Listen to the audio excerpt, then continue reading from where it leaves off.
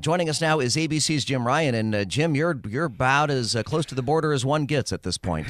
Yeah, right along. I'm about half a mile from the Rio Grande, which is the dividing line in Texas between us and them, the United States and Mexico. Regarding that comment about using guns against rocks, ABC asked about that, asked some government officials, Department of Defense officials.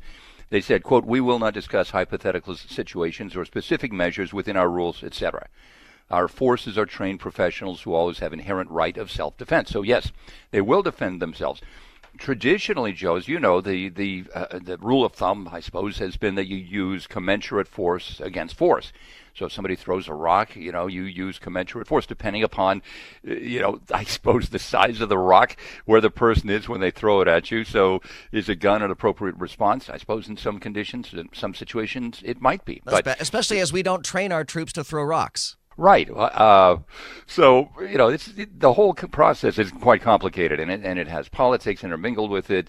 It has the realities of situations of people facing people. So we'll just see what happens during this deployment. I know that you remember, and I certainly do, during incidents like the Gulf War and the buildup in Afghanistan, we used to see these just massive long trains, car after car after car with military equipment and gear that was being transported from one side of the United States to the other side. Are residents in Texas seeing that now? I mean, are we seeing the troop movements? No more so than usual.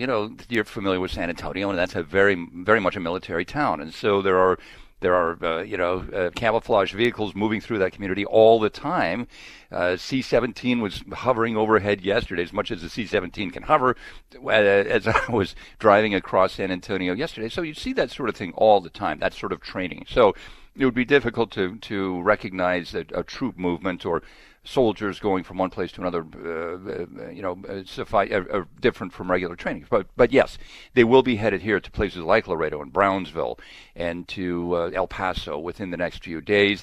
They're still wrapping up their training at San Antonio, and that'll be happening quite quickly.